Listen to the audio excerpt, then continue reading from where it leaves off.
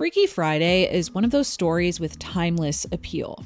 Mother and daughter don't see eye to eye and spend a day in each other's shoes to help them better connect with one another. Each generation could adapt this dynamic in a different way, and they have. The original 1976 film starring Jodie Foster and Barbara Harris, the 1995 TV movie starring Shelley Long and Gaby Hoffman, the 2003 hit starring Jamie Lee Curtis and Lindsay Lohan, and the 2018 movie musical starring Heidi Blickenstaff and Cozi Zuehlsdorff. Now, in 2025, we have another installment, Freakier Friday, which reunites Curtis and Lohan for yet another intergenerational adventure. So how does this latest version, the first sequel in the Freaky Friday cinematic universe, compare to the others? And what can we learn from how these films have changed over time? And while I can't point out every single change ever made to every version, in this video, I hope to find out. You're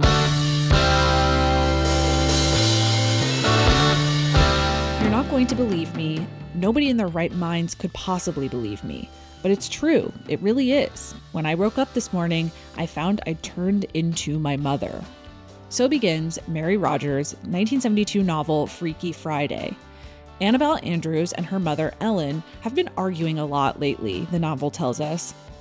The biggest thing we fight about is freedom, because I'm old enough to be given more than I'm getting, Annabelle says. So when she mysteriously wakes up in her mother's body, she's initially thrilled. Time to skip school.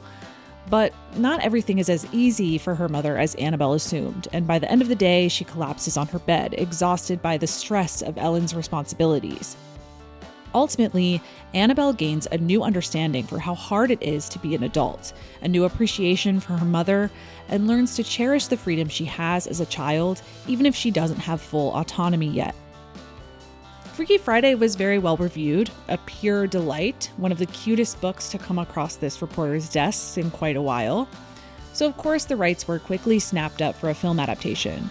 It was briefly reported that Barbara Streisand's manager, Martin Ehrlichman, had acquired the rights to Freaky Friday and that he had recruited Bob Merrill, who wrote the lyrics for Funny Girl, to adapt it for her. The New York Times described it as a fantasy about a teenager who periodically thinks she is her own mother. Obviously, this never happened, and potentially for the best. A family-friendly story like Freaky Friday sounds like the perfect property for Disney to pick up, and sure enough, they did. Disney began casting the original Freaky Friday film in 1975. Elizabeth Montgomery, best known for Bewitched, which had recently completed its run, was rumored to be in the running for the role of Ellen. But the role went to Barbara Harris, who is probably one of the most underrated performers of her time. There's a very short list of actors who you can really say reinvented American comedy in the 20th century, and in my opinion, Barbara Harris is one of them. In 1955, she joined the Chicago-based theater troupe The Compass Players. The company, which included Mike Nichols, Elaine May, and Harris's husband, Paul Sills, is basically considered the birthplace of improv comedy as we know it today. Harris was also an original cast member of the now legendary improv troupe, The Second City, performing in their first ever show in December of 1959. When Second City moved its revue to Broadway in 1961, Harris moved with it and began a thriving stage career in New York.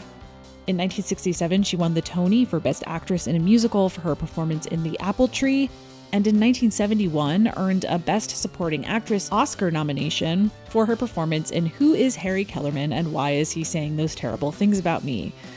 By the mid-1970s, she regularly won small roles that packed a big punch in major films like Neil Simon's Plaza Suite, Alfred Hitchcock's Family Plot, and my personal favorite, Robert Altman's Nashville, in which she plays Albuquerque, an aspiring country music star who will stop at nothing to perform on the biggest stage she can. For Annabelle, Disney seriously considered casting Melissa Sue Anderson, the 12-year-old star of Little House on the Prairie. It was reported that she had actually been offered the role, but her taking it depended on whether production could wait until she was on series hiatus. Well, it couldn't, apparently, because the role went to Jodie Foster instead. From the Coppertone ad she was in as a toddler, to guest spots on hit TV shows, to supporting roles in prestige dramas like Alice Doesn't Live Here Anymore, by age 13, Jodie Foster was considered not only an industry veteran, but also, according to Vincent Canby at the New York Times, the best child actor to appear in American movies lately. In fact, Foster was so in demand in 1976 that she had 3 films premiere at the Cannes Film Festival while working on Freaky Friday: Bugsy Malone, The Little Girl Who Lives Down the Lane, and the Palme d'Or winner, Taxi Driver. These films encapsulated the kind of actor Foster had become by this time in her career. She was extremely versatile. She could do anything from a musical comedy to a psychological thriller to voicing Pugsley on the Addams Family animated series. And at just 13 years old, she capably handled extremely adult content, going toe-to-toe with actors like Robert De Niro and Ellen Burstyn. Journalist after journalist also remarked upon how she acted mind-bogglingly sophisticated for her age in real life, how she projected maturity far beyond her years. Rex Reed wrote in his profile of Foster that it is difficult to remember I am talking to a 13-year-old.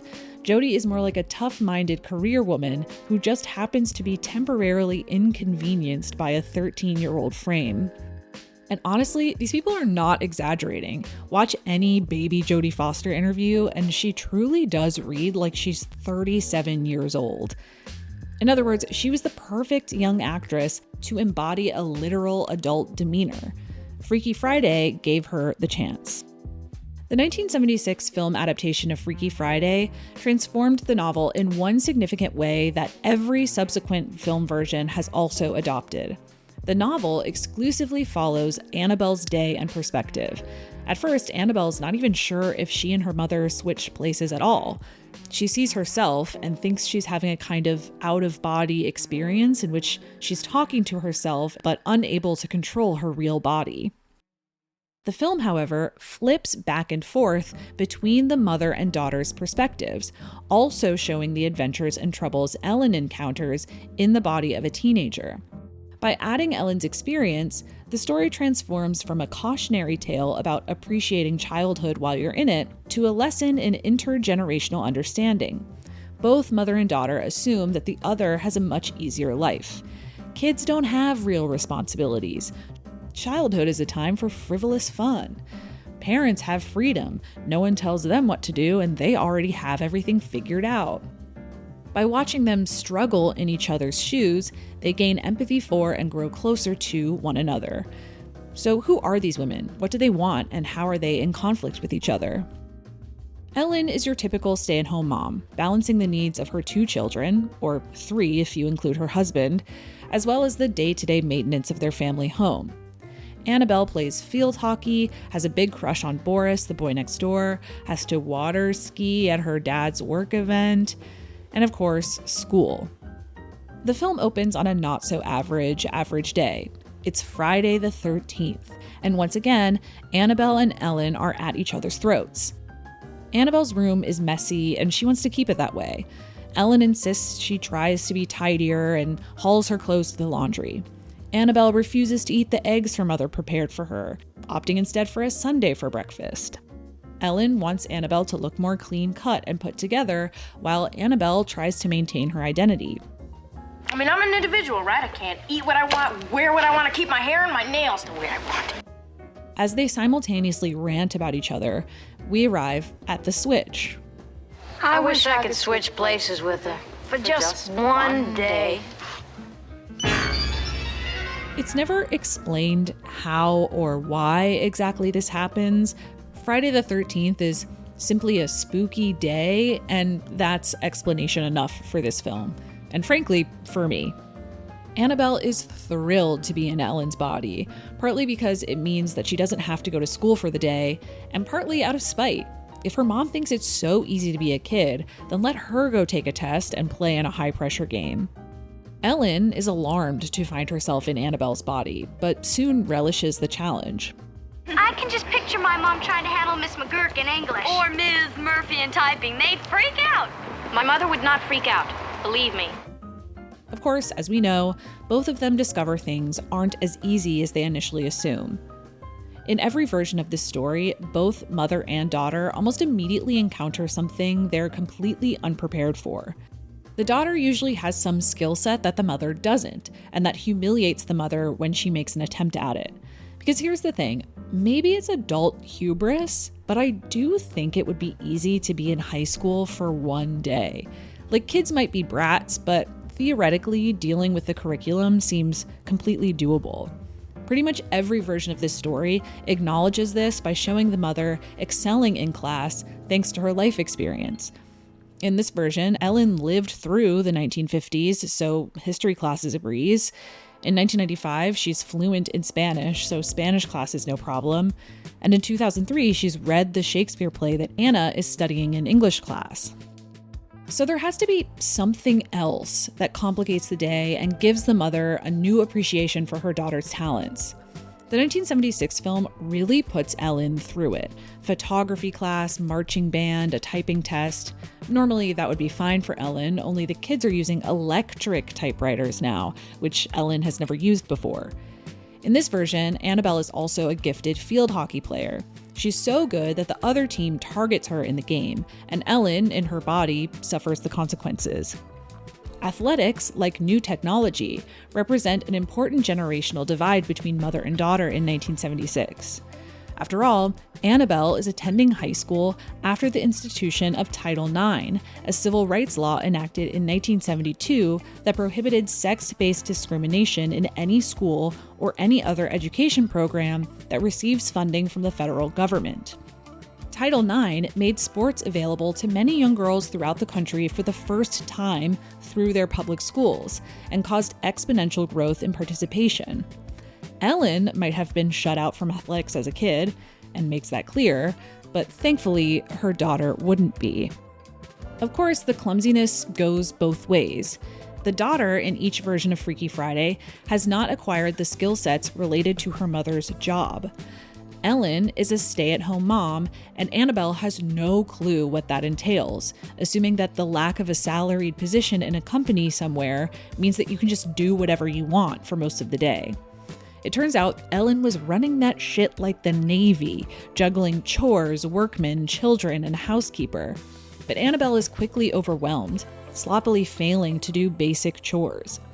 In this new role, Annabelle also notices a dynamic between her mother and father that she hadn't quite perceived before. Annabelle loves her father, but in her mother's body, she realizes how unapologetically needy he is. Every time this man speaks to her, he's asking for something. Joffords, Jennings, and the entire board may be dropping by for drinks after the ceremony, so you better drive down and pick up some booze. It might need a quick trip to the cleaners. If the shoes need a polish, I'd appreciate it. You just show up, looking beautiful, as usual.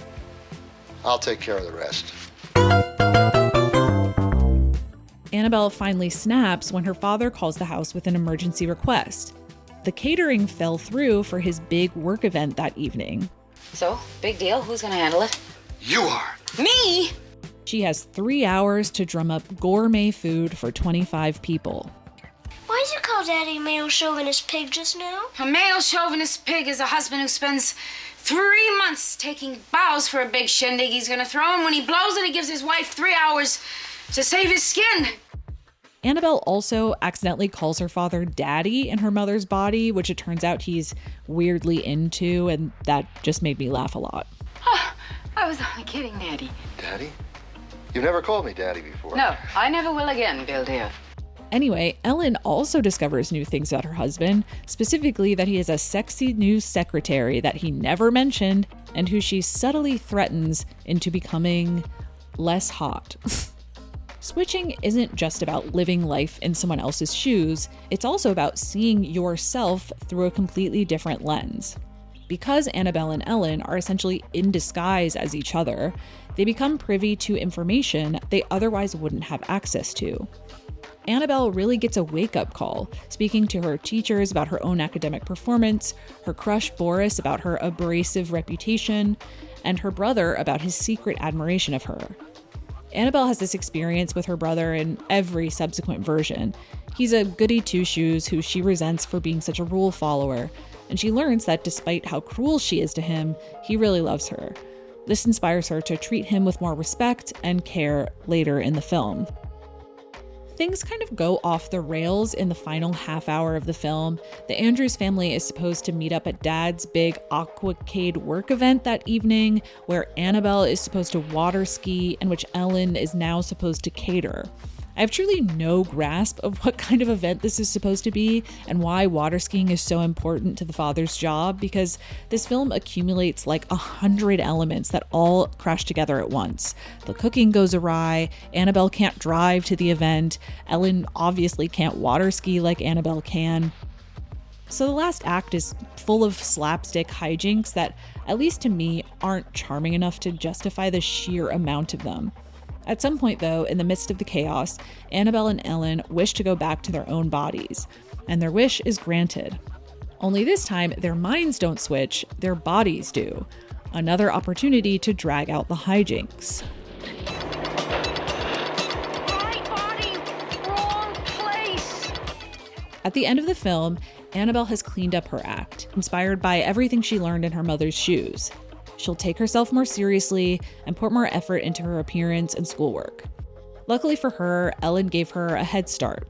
She took Annabelle's body to the mall and gave her a makeover, abandoning Annabelle's tomboyish appearance and giving her a crisp suit-skirt combo, a mani-pedi, and a new hairdo. Clothes are a constant source of intergenerational conflict in these films. In 1995, Ellen berates Annabelle for not matching her patterns. Annabelle, does the concept of matching mean anything to you? And the 2003 film opens with a debate over an ear piercing. So I'm just gonna get a little stud right here, okay? No, I don't want my maid of honor looking like a little harlot. The distinction here, though, which I think is a little unfortunate, is that Annabelle seems to cede her taste and individuality to her mother, as if to say, dressing for adults' approval is the right thing to do, lesson learned. It's harder to say what Ellen learned during this adventure. Some leniency, generosity perhaps, although she needs these qualities less than before, given Annabelle has matured so much virtually overnight. You're left to assume that Ellen's life and marriage return to business as usual. Unlike Annabelle, Ellen never really gets to see her own life through another person's eyes during this adventure. One has to wonder whether she'd view the subservience her husband expects of her differently if she got a third person's perspective on it. I'd love to have seen that, but something tells me no one at Disney was itching to have Ellen pick up a stray copy of The Feminine Mystique at the school library or whatever. The reviews for Freaky Friday were mixed, chiefly because most critics agreed that the last half hour kind of spoils what is otherwise a very fun film. But both Foster and Harris earned rave reviews, and rightly so because they're both great in this. Harris has a dizzying energy that's perfect for the kind of clumsy, bewildered experience of a child inside a woman's body. She's also a phenomenal physical actor. Oh, this is good of you. Do come in, come in. Nobody has trouble walking in heels quite like Barbara Harris. It's fun to see Foster lean into her adult instincts too. For critics, the film was further proof of her astonishing versatility. She became a real critical darling in 1976, winning 2 BAFTAs and earning a Best Supporting Actress Oscar nomination for Taxi Driver. Generic 90s grunge song for everyone in Flanders. Generic 90s. It took a while for Disney to return to Freaky Friday, but in the meantime, body swap movies remained pretty popular. The 1980s saw a rash of films about parent-child body swaps, but this time with boys. Like Father Like Son, Vice Versa, 18 Again, Dream a Little Dream. These movies explored the lives of the 1980s male, working out, frat parties, rock concerts, and obviously being extremely gross toward women. You ever seen such an available mouth? By 1995, live-action children's entertainment was struggling a bit at the box office.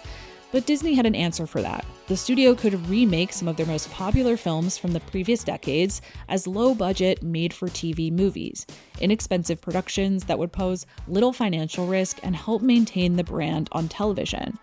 Disney's mantra became, just repeat the beat. They remade Shaggy Dog, Escape from Witch Mountain, and eventually they got back to Freaky Friday, this time starring Shelley Long and Gaby Hoffman. Long's popularity hit a peak in the mid-1980s when she starred in Cheers as Diane, one half of the always popular will they, won't they, on again, off again sitcom trope. Since leaving the show, she had a number of popular films with younger audiences, including True Beverly Hills and The Brady Bunch Movie, a campy parody/reboot of the 70s sitcom. Like Jodie Foster, Gaby Hoffman began acting as a toddler and grew into one of the most recognizable child actors of her generation, starring in films like Uncle Buck and Sleepless in Seattle. 1994 was kind of a pivot in Hoffman's career, where she started taking on larger, more prominent roles. She starred in a short-lived sitcom called Someone Like Me before taking the lead role in Freaky Friday. And later that year, she starred in Now and Then, probably her most significant role of this period in her career. As the film begins, we encounter a very different household than the one we saw in 1976. Male chauvinist pig dad? Gone. Divorced. Here, Ellen faces new, modern challenges. The question for a woman of the 1990s wasn't, should she work? It was, can a woman have it all? And we see Ellen struggling with this throughout the beginning of the film. I need you to help me around here. I can't do it all.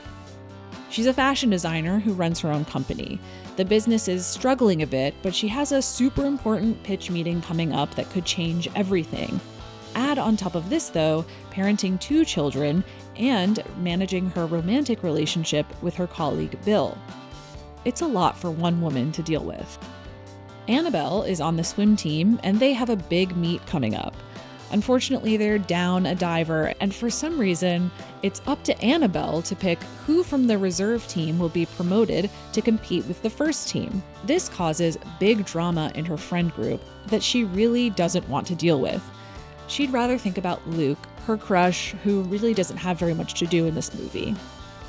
Both Annabelle and Ellen feel extremely busy and stressed, and as a result, the household becomes quite tense.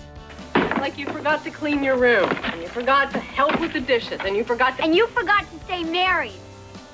All of this is made worse because Annabelle hates Bill and is as sassy as possible whenever she can be. As in the original, Annabelle resents Ellen's control over her life, and Ellen envies the carefree possibilities of youth. You don't know what it's like. You just don't get it. Yeah, well, sometime you ought to try mine. One day, Bill arrives at family dinner with a gift, matching Chinese and/or Turkish talismans, he's not sure, that he got from, quote, some old guy in a weird little shop in the garment district. They're supposed to have something to do with thoughts or their powers or something. Once again, we arrive at the switch. This version introduces an evolution in the Freaky Friday canon that some sort of uncomfortably vague Eastern mysticism causes the switch. Freaky Friday didn't invent this trope. Most of the boy Freaky Fridays do something similar, but the trope goes back decades. You could point to, for example, the 1948 version of Vice Versa, in which a father and son switch places after the father acquires the Garuda Stone, a magical eye of an Indian idol that grants one wish to whoever possesses it. That film takes place in the 1880s in England, so it has an even more excruciating colonial dynamic than the later films that use this trope, if you can believe it. In modern body swap films, these ancient artifacts are essentially MacGuffins to 1. Cause the switch, and 2. Give the mother-daughter pair something to guide their quest to switch back. The next day, both Ellen and Annabelle wear their respective talisman when the same thought occurs to them at the same time. Better be nice to have her life. Et voila, le switch! Like the 1976 version, Annabelle and Ellen are not together when the switch occurs. In 76, Ellen calls the house to confirm what has just happened, although she and Annabelle never speak to each other. Here, rather than contacting each other to sort out what has just happened to them, they inexplicably go about each other's day in a blind panic. Annabelle has trouble coping right away. She has no idea about the ins and outs of Ellen's business. She can't speak Spanish with her vendors. Taquitos and guacamole. Gracias. And has to buy rollerblades to get around town because she can't drive. She manages to rescue her mother's big pitch meeting by using her experience as a teenager to her advantage.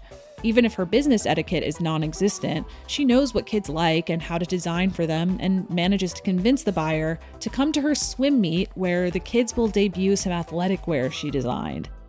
Sandra Bernhard plays the buyer, by the way.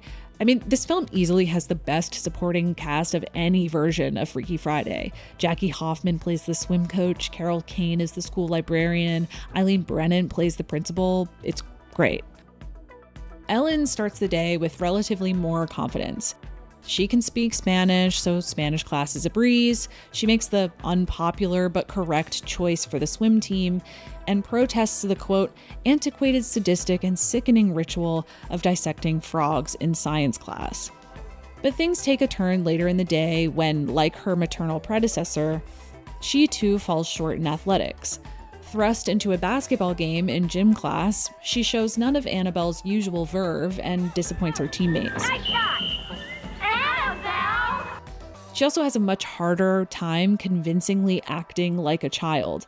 Accustomed to the freedom of an adult, she skips class to solve the talisman mystery and speaks up whenever she wants throughout the day, earning several trips to the principal's office. Would you like a martini with it? Oh, that would be wonderful. Thank you. Dry 2 olives. Like the 76 film, this version also gives them the occasion to interact with the men in their lives in a new light. Bill feels more comfortable opening up to Ellen, so in Ellen's body, Annabelle can more easily see his sensitivity and affection for her.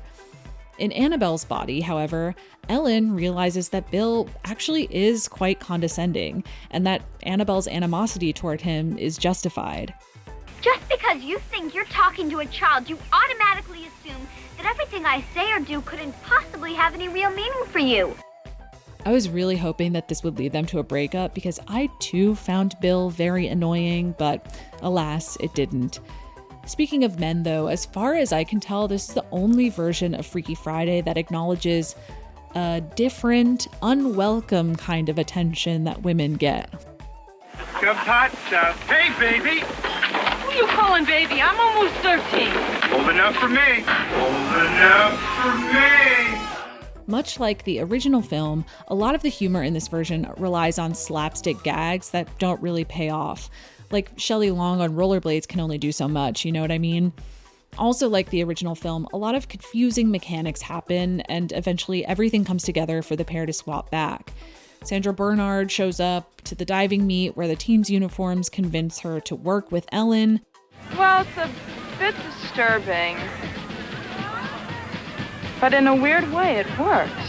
The diving team decides they're not actually mad at Annabelle, and the mother and daughter manage to switch back before Annabelle has to dive.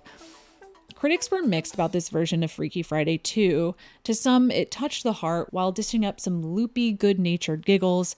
To others, it was a charmless, laughless comedy guaranteed to annoy every member of the family. Certainly the film had suffered because there had been so many body swap movies throughout the 80s that the idea seemed tired and unoriginal by then. It doesn't mean they couldn't make another one. Generic 2007 pop song. What, do you think Disney is going to reach into its vault and reuse its own ideas just once? Of course not. And you know what? Thank God they did, at least this time. Because call it millennial bias, call it whatever you want, the 2003 version of Freaky Friday absolutely clears the other versions, in my opinion. In a recent interview with The Hollywood Reporter, producer Andrew Gunn explained how he initially floated the idea of remaking Freaky Friday when he was first hired by Disney, but that Disney didn't come around to it until the success of 2001's The Princess Diaries, which proved that an intergenerational girl movie had box office potential. Michelle Trachtenberg was initially cast as Anna, but couldn't make the schedule work with her obligations for Buffy. It's surprising in retrospect that Lindsay Lohan wasn't the first choice to play Anna in this film. At this point, Lohan was most famous for her performance in The Parent Trap, which clearly demonstrated her ability to embody two vastly different characters within the same film, something she'd have to call on for Freaky Friday as well. After her success with The Parent Trap, she developed a close relationship with Disney, starring in Life Size for ABC and the Disney Channel original movie Get a Clue. Director Mark Waters recalled for The Hollywood Reporter, "We tested all these great young actors. I wouldn't even say Lindsay was our best audition, but Lindsay just had star presence." Annette Bening was officially cast as Tess at first. Shortly before filming, though, she dropped out. Waters told The Hollywood Reporter, "Ultimately, I think we kept on making promises that the script was going to get better and better, and Bening felt like we were really close to shooting, and it still had not gotten good enough. So she was kind of anxious about it, and that's when she decided to step away." Who could replace her? Walt Disney Studios chairman Nina Jacobson had an idea. She recently caught the film True Lies on TV, in which Arnold Schwarzenegger plays a salesman who is actually a spy tracking down some stray nuclear missiles. Jamie Lee Curtis plays his unsuspecting wife. And apparently, somehow, this inspired Jacobson to suggest her. By 2003, Curtis's career had already gone through several phases. Her film debut in John Carpenter's horror classic Halloween automatically gave her Scream Queen status, which she embraced for a while, starring in films like The Fog and Prom Night, and has returned to again and again throughout her career.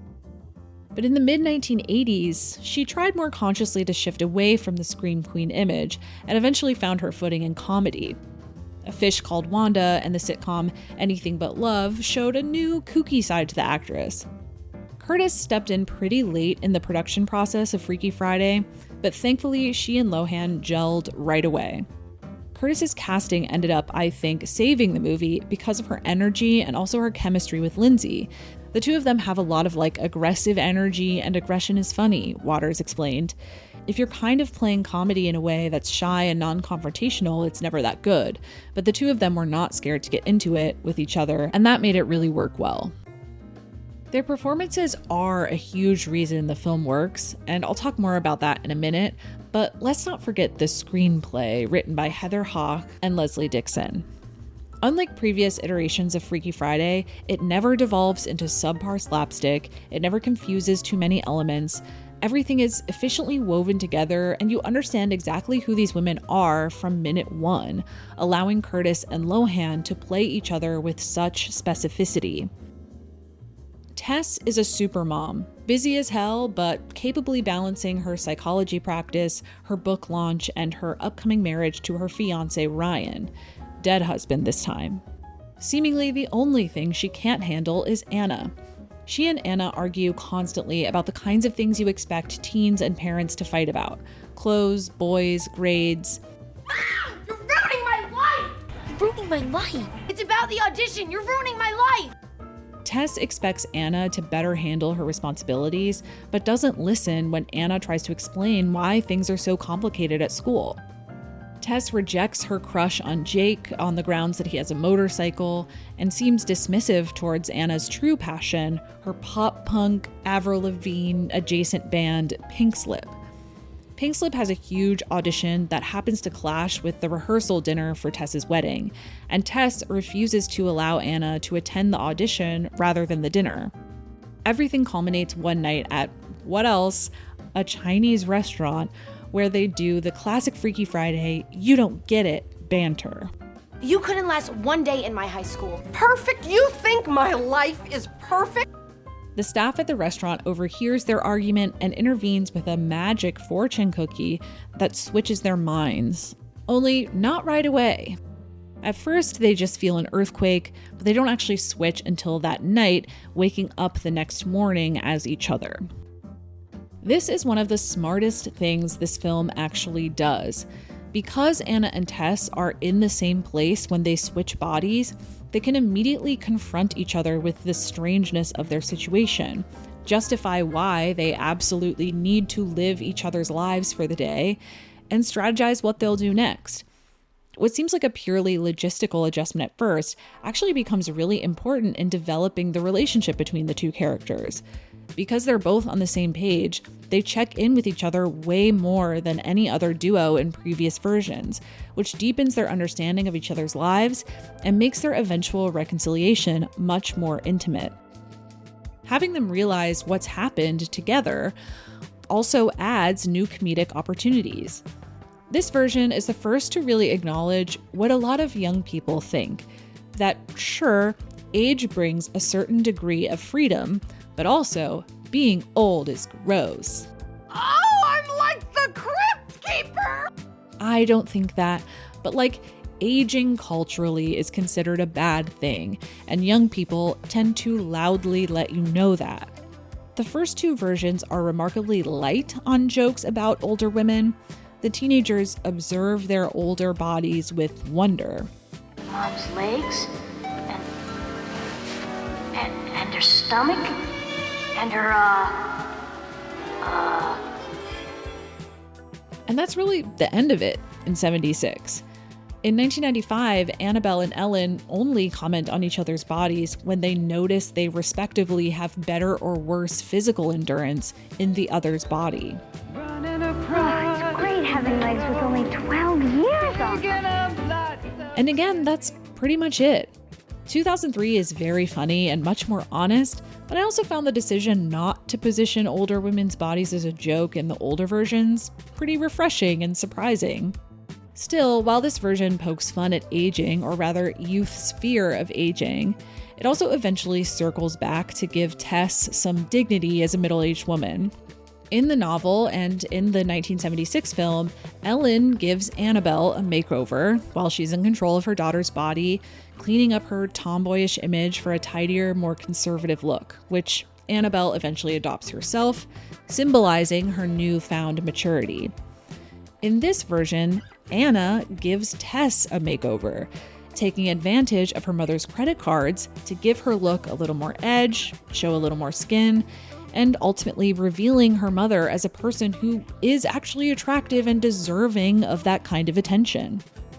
Tess having her own credit cards marks another shift from the 1976 version, by the way.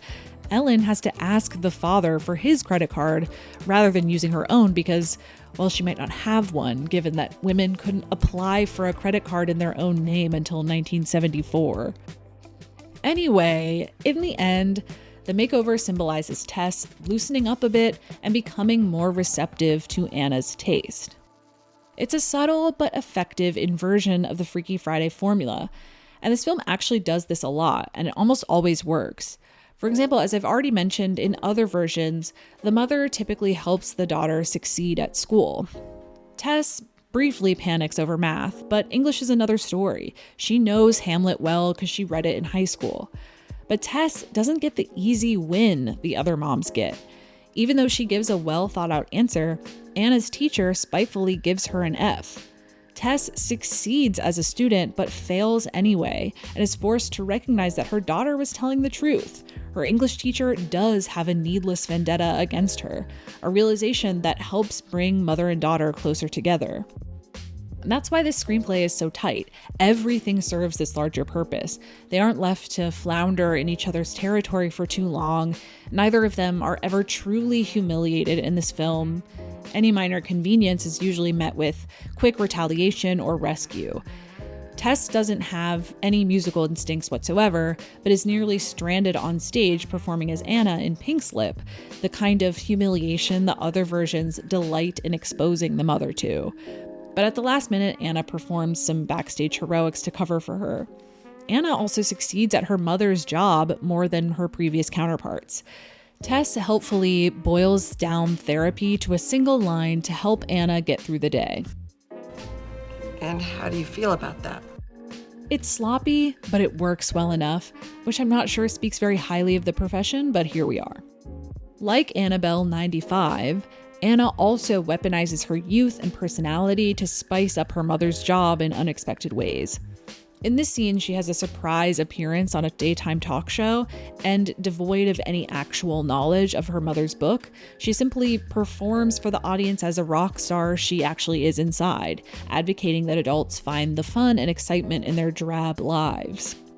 Jake sees this and instantly falls for Anna in Tess's body. We haven't talked too much about the prospective boyfriends in this video yet. In 76, I never personally bought Annabelle's crush on Boris, although he's useful in that he helps Annabelle see herself in a new light and assists her with chores like a sidekick in the chaotic final act of the film. Luke doesn't do much at all and is even less believable as a crush. Jake, I think, is given a much more substantial role in the 2003 version because Lohan's Anna is written to be slightly older than the Annabelles, and it just reads more age-appropriate to put a 17-year-old into a mini rom-com story arc than a 13-year-old. Jake and Anna largely bond over their love of music and rebellious sensibilities. There's a suggestion in the 76 version that Boris has a crush on Ellen. In fact, I kind of wish I was 20 years older. But this film takes it to the next level. Anna has time to bond with Jake in her mother's body, and Jake loves the personality that he meets. She thinks the White Stripes need a bass player. On a diamond ring, I want some bracelets and everything. Daddy, you better. Tess, realizing the optics of what's happening, has to move quickly to convince Jake that he actually loves Anna. I'll give you one thing, he definitely likes you for your mind. Structurally, Jake and Ryan give Tess and Anna twin arcs, with each understanding the other's affection for their respective boy in a new way through the other's point of view. Tess initially views Jake as a typical bad boy, long hair, motorcycle, rock music, etc. But Jake, she learns, is no slouch. He has 2 jobs and is principled, turned off when Tess sabotages a Mean Girls test in revenge for falsely tattling on her. Anna learns that Ryan cares much more about her and her music than she initially expected. He respects her space, wants her to embrace him as a stepdad on her own terms, and for what it's worth, he's a billion times better than these two. Anna gets her big moment with Pink Slip, which, by the way, essentially marks the beginning of Lohan's mini career as a pop star, although she wasn't the first Freaky Friday actress to have a side quest music career, lest we forget Jodie Foster's French pop era. Anyway, Ryan encourages Anna to join Pink Slip for the big audition. Ryan putting her interests above his big day helps Anna realize how generous he is and how important he is in her mother's life. The concert then enables Tess to really see the passion Anna has for her music and the hard work she puts into it. Their mutual understanding finally triggers the fortune cookies magic, and selfless love changes them back. This film was pretty universally well reviewed, and in no small part thanks to the performances by Jamie Lee Curtis and Lindsay Lohan. To Variety, Curtis was nothing short of dazzling as she enjoys one of her relatively rare opportunities to showcase her splendid comedic timing and graceful physicality. Roger Ebert wrote that Lindsay Lohan had that Jodie Foster sort of seriousness and intent focus beneath her teenage persona. The film became an instant classic for millennials of a certain age, the kind of film Disney could exploit as its audience aged and turned increasingly to nostalgia to fill their time. I don't want to spend too much time on this, but I should acknowledge the 2018 Disney Channel original movie based on the 2016 musical that's making you say, there was a stage show of Freaky Friday and then a movie musical based on that stage show? This version switches up the plot while mostly adhering to the structure of the 2003 version. Mom's big thing isn't just her wedding, she's catering and designing her whole wedding, and a bridal magazine is here to put her on the cover. The daughter is tomboyish again and wants to participate in a school-wide scavenger hunt called, you'll never believe this, The Hunt. The problematic switching device is swapped out for the less problematic but incredibly confusing twin magic hourglass gifted to mother and daughter by the dead dad. They break one in the first switch, and Mom sold the other one to a vintage store, so they have to hunt it down before they can switch back. In the tradition of previous films, there's romantic confusion with the daughter's crush, but in this version, the mom, in the daughter's body, sings a song called Oh Biology, here we are dissecting frogs again, where she laments that even though she has a logical adult brain, her teenage body is really horny, which just isn't a dynamic I needed to have explored in a film like this. Like, we're bringing scientific accuracy into this now? For this? Anyway, they find the missing magic hourglass by putting it on the list for the hunt, which helps them switch back in the nick of time. They don't use the music from the 2003 film, instead opting for that generic poppy music that's saturated modern musicals, which isn't really for me, to be honest. Like that thing where everything sounds like it's an inspirational song about bullying, regardless of what it's about. Go where you never thought you'd go way too far. The ratings for this film seem to confirm people weren't quite enthusiastic about this take on Freaky Friday. Take this with a grain of salt because I did get it from Wikipedia, but it was apparently the lowest rated Disney Channel original movie premiere of the last decade. So things could really only go up from here.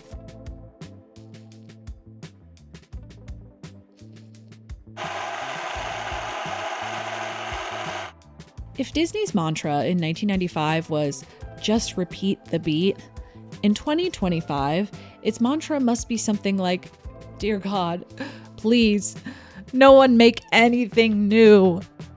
All the live action remakes, the endless sequels, of course they'd eventually get back to Freaky Friday. Freakier Friday reunites Curtis and Lohan at the right moment professionally, with both experiencing new highs in their careers. Curtis recently won the Academy Award for Best Supporting Actress in Everything Everywhere All at Once, and has been riding high on a series of Halloween sequels that were financially successful at least. After some of the truly difficult years in her life, Lohan bounced back and reappeared on our screens, signaling that she was prepared to recapture millennial hearts and minds as she did in the early aughts. With the right elements in place, by March 2024, the film found its director and was a go. Freakier Friday is a really interesting entry in the Freaky Friday universe because it's not a remake, it's a sequel. Because it's a sequel, you have to think about the audience differently. You don't get to start fresh, you have to cash in on nostalgia. On the one hand, you want to attract millennials who remember the original and are primarily invested in revisiting this story via Jamie Lee Curtis and Lindsay Lohan. On the other hand, this is Disney, and to some degree, the company will always be invested in attracting younger audiences, so you also want to entertain young kids, regular Disney consumers who otherwise have no investment whatsoever in Lohan and Curtis. So how does this film split the difference?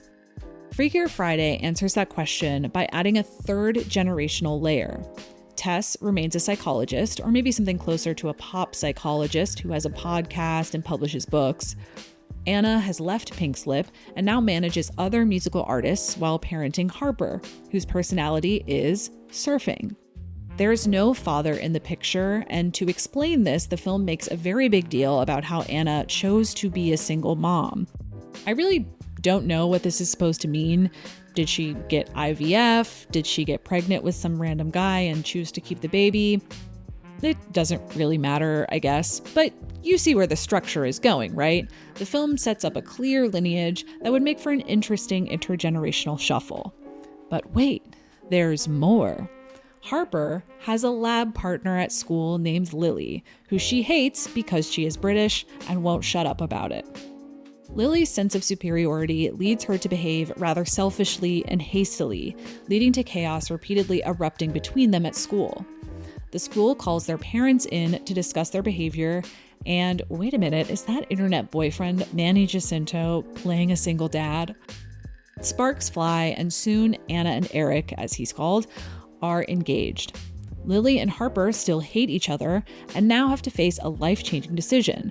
The family will either stay in California, railroading Lily's dream of studying fashion in London, or move to London, eliminating Harper's access to the ocean and surfing.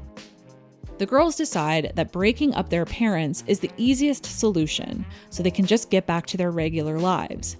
They meet a part-time psychic who initiates the switch, and we're off to the races. Tess and Lily switch places, and Harper and Anna switch places. 4 body swaps, 1 film. The basic problem at the heart of the Freaky Friday films is parents understanding that kids these days have it tough, and kids understanding that being an adult is actually pretty hard. The first 2 versions basically do this by showing the mother-daughter duos floundering in each other's lives, while the third adds an emphasis on interpersonal revelations that deepen their relationship. Freakier Friday tips the scale even further, focusing primarily on interpersonal revelations over intergenerational understanding.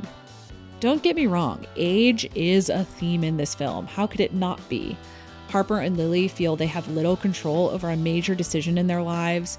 Anna bickers with Tess about parenting styles. I'm Like the Crypt Keeper is the single most quotable moment from the first film, so naturally they try to recapture that spark in 2025. As in 2003, they all discover the switch together and spend a few minutes staring at themselves in the mirror, freaking out. My face looks like a Birkin bag that's been left out in the sun to rot! And most of what the film has to say about the differences between grandparent, parent, and child is like this. Tess and Anna are thrilled they can ride scooters and not get injured. They can eat whatever they want without consequence. Lily's complete ignorance about healthcare for senior citizens. And there are also plenty of jokes about millennial taste, Facebook is for old people, Coldplay is bad, all delightful, got good laughs in my theater. But I'd argue that the film is rather light on a worldview about the generational divide beyond how it affects the body. The real pulse of this film isn't about gaining empathy for the unique challenges different generations face. What is it like to be a young person today? It's how these women relate to each other in their very specific blended family situation. I attribute this shift to one key difference in the screenplay. In every previous version of Freaky Friday, the children experience the switch without an agenda. The switch is just a surprising, strange adventure that pulls them along in ways they can't anticipate. In Freakier Friday, though, the children have an active goal prior to the switch, to break up their parents.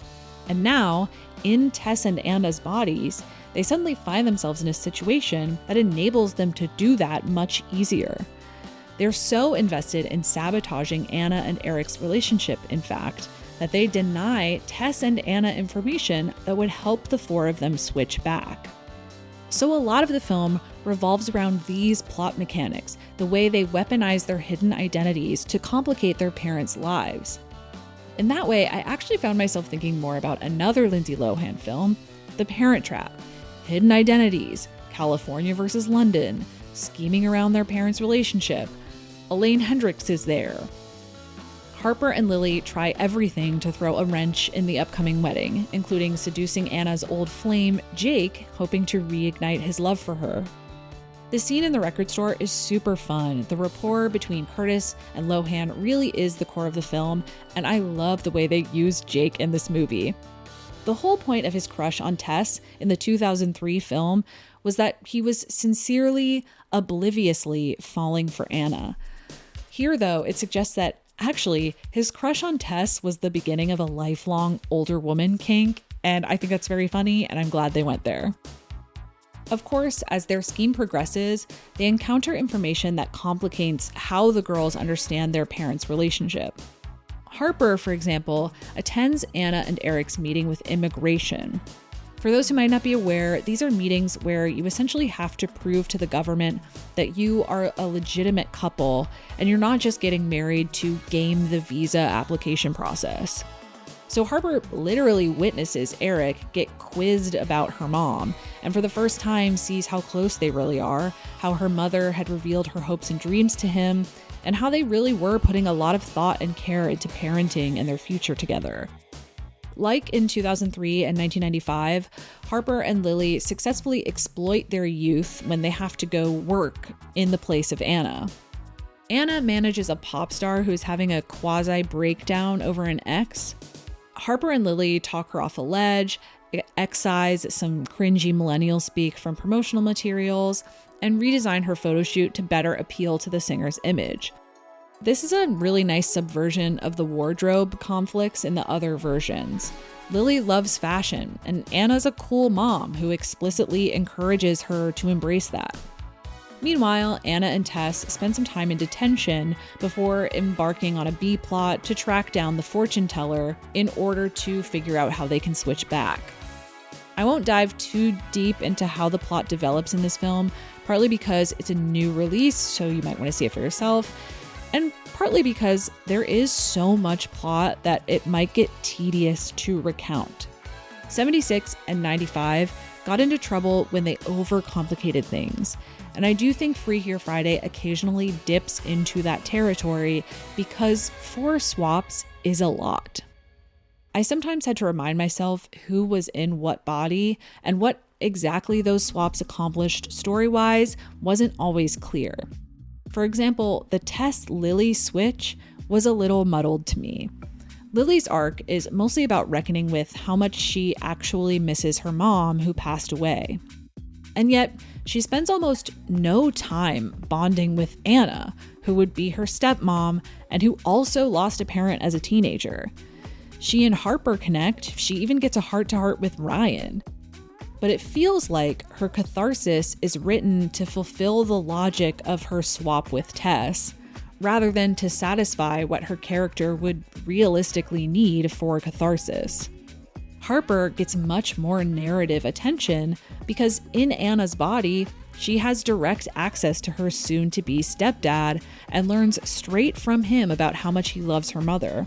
She needs to accept Eric and Lily into her life, and her swap puts her in the perfect position to do that. Ultimately, as you can imagine, things wrap up nicely and conveniently for the family, but not before Harper and Anna sing together and Pink Slip reunites to perform their big hit, Take Me Away. Overall, while I don't think it reaches the heights of the 2003 film at all, I enjoyed Freakier Friday more than I thought I would.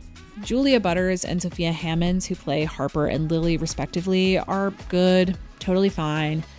In a way, the child actors in these films really do have thankless roles because mimicking the safe, guarded behavior of adults is simply not as fun of a creative ask as mimicking the restless, rebellious behavior of teenagers.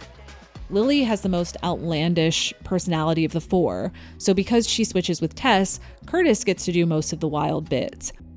Curtis's number one strength as an actor is that she's game for anything. She loves to reach for hyperbole, and that serves her really well in these films. Anna has mellowed out quite a bit in adulthood, and she's not exactly the nagging scold type of mom that Tess was, so there's less for Butters to chew on when playing Anna than there was for Curtis in the first film. Lohan really does still have star quality, and it's nice to see her back. Although Harper is also written to be quite level-headed for a teenager, so Lohan has less to parody, so to speak, and doesn't get to act out the way you might want to see. Still, I think it sets out what it accomplishes to do, which is a win enough for me. And look, I don't think I'm alone when I say every new announcement of a remake or sequel for the sake of millennial nostalgia fills me with a healthy dose of cynicism. Sure, there's some excitement about beloved characters returning into our lives, but how many of these have actually popped off, you know? Media consumption is completely different now, but let's be honest, the writing doesn't really have the same sense of adventure or individuality either.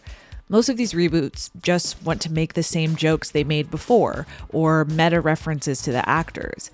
They really, really do not want to surprise you. Freakier Friday exceeded my expectations in large part because they actually tried to do something different, and because, well, I've come to expect very little from Disney reboots, especially over the past few years. These films are making money, but does anyone like these? Does anyone want to hear Gal Gadot auto-tuned to death in a CGI nightmare? These are the kinds of questions Lindsay Ellis is asking in her new video, Let's Compare and Contrast Disney's Flop Eras.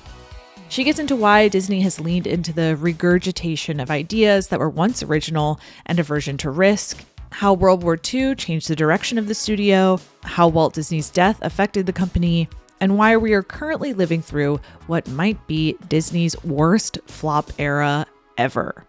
You can watch that video right now, ad-free, exclusively on Nebula, where Lindsay posts all of her videos now. Nebula is an independent, creator-owned streaming platform specializing in thoughtful content. There are amazing perks to becoming a Nebula subscriber. Everything on Nebula is ad-free, and creators will often post exclusive content or give early access to their work. That exclusive content is the really exciting stuff to me. There are an increasing number of prestige projects that you can't watch anywhere else, like Amy's Dreamhouse, Boomers, and Abolish Everything. If you want access to all of that and to watch my videos ad-free, you can get 40% off an annual plan right now, which means your monthly subscription would be just $3 a month. Even better, if you like Nebula and want to share it with your friends and family, Once a month, subscribers can share guest passes that provide 1 week of free access to Nebula. You don't even need to provide any payment method when you receive a guest pass, so they don't have to worry about canceling just in the nick of time to avoid paying after that free trial. We've all been there, I'm sure, and Nebula doesn't want you to worry about it. All of the exciting, high-quality work on Nebula is funded with subscriptions, so your support goes a really long way. Check out this QR code right here, or click the link in the description below to grab your discount, support the channel, and explore Nebula for yourself.